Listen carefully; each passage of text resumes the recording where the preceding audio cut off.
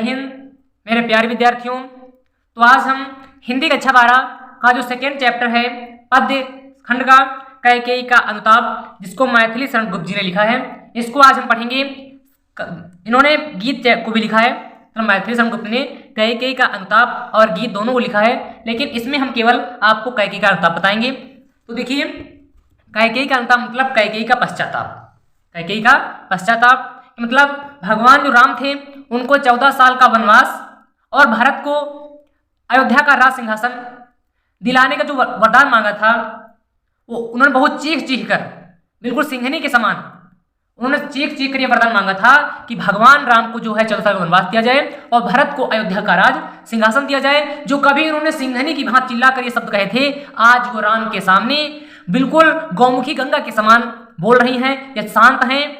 ठीक है, उनको ले जाने के लिए गौमुखी गंगा के सामने क्या कर रही हैं, बोल रही हैं। तो आइए हम चैप्टर को शुरू करते हैं। देखिए, यहां से हम देखेंगे, दिया है, तदनंतर बैठी सभा उटज के आगे, नीले वितान के तले दीप बहु जागे, टकटकी लगाए नयन सुरों के थे वे, परिणाम उत्सुक उन भयातुरों के थे वे, उत्फुल्ल करौंदी कुंज वायु रह रह कर, करती थी सबको पुलक पूर्ण मह मह कर, वह चंद्रलोक था कहाँ चांदनी वैसी, प्रभु बोले गिरा गंभीर नीर निधि जैसी। तो ये देखते हैं, इसका हम हर देखते हैं। तदंतर का मतलब होता है इसके बाद।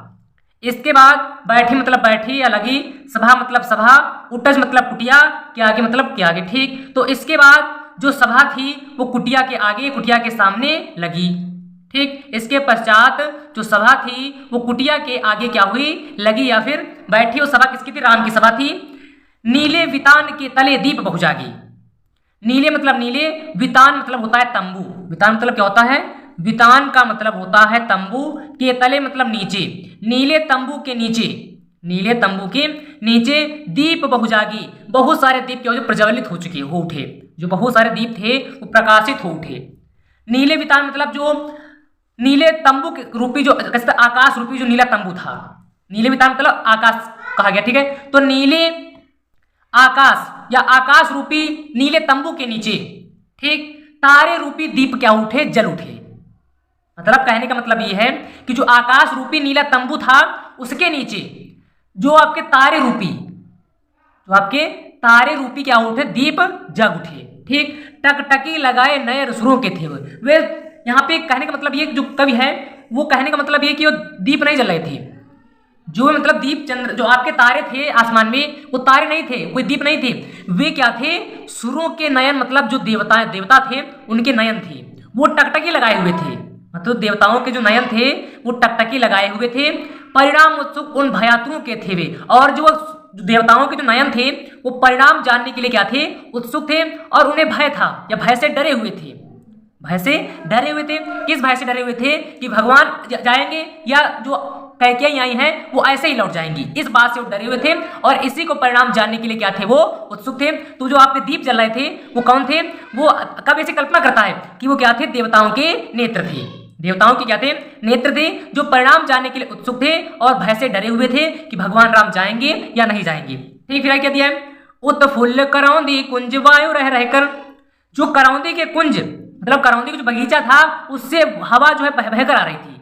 जो मतलब करौंदी का जो बगीचा था उससे हवा रह रहकर आ रही थी, करती थी सबको पुलक पूर्ण मह महकर, और सबको सुगंधित कर रही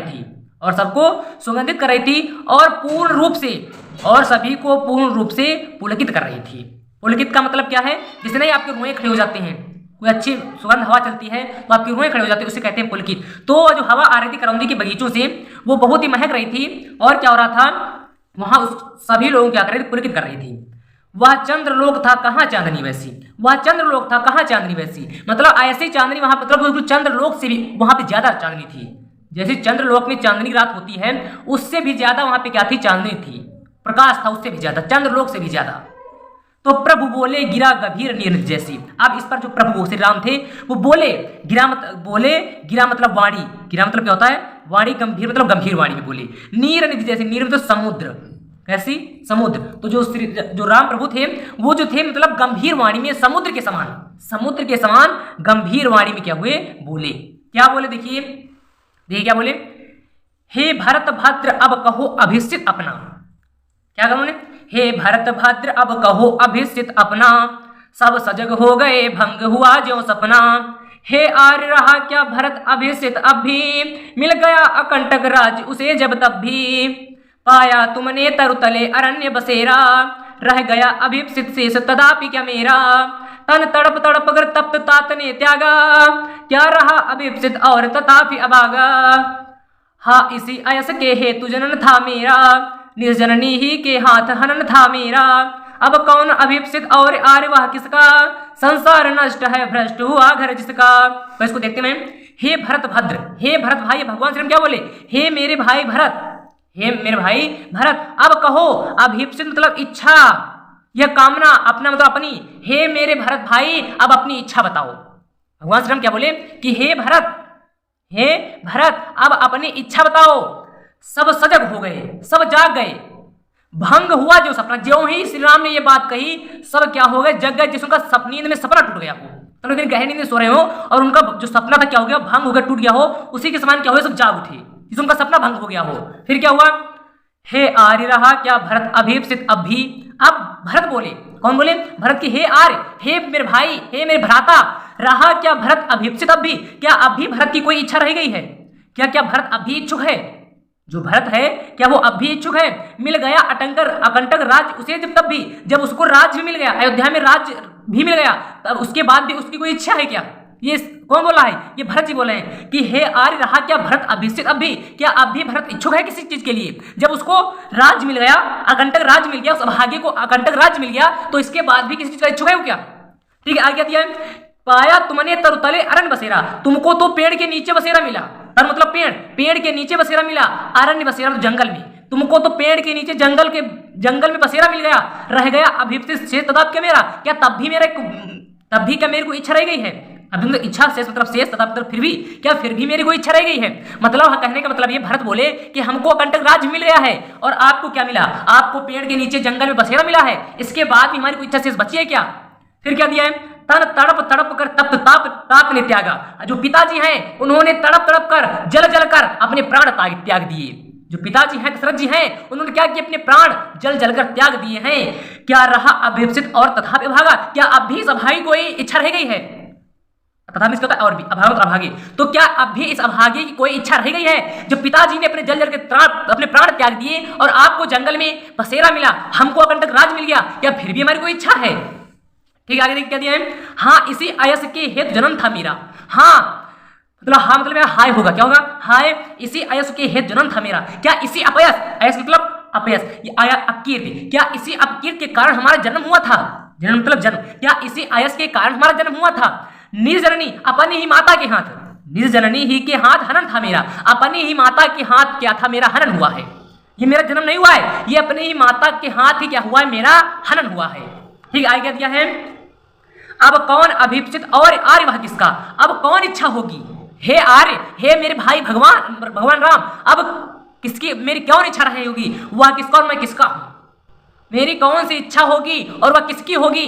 संसार नष्ट है भ्रष्ट हुआ घर जिसका, जिसका घर ही नष्ट हो गया उसका समझो पूरा संसार ही नष्ट हो गया। जिसका घर ही नष्ट हो गया हो, भ्रष्ट हो गया हो, उसका मानो संसार ही नष्ट हो गया हो।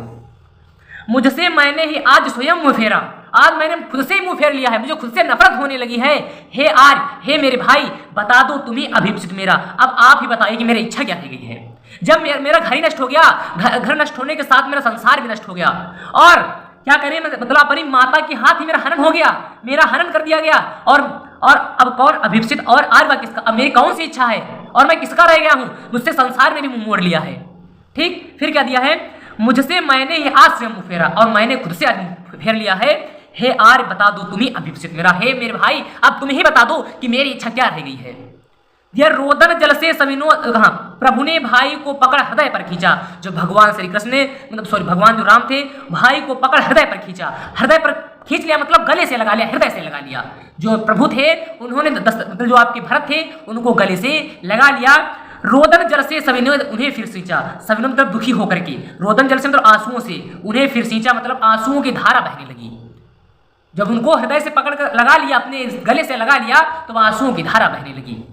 उसके आशय की था मिलेगी किसके, आ से मतलब प्रेम, आ से मतलब प्रेम। तो उसके प्रेम की गहराई, था मतलब गहराई, उसके प्रेम की गहराई को कौन समझेगा?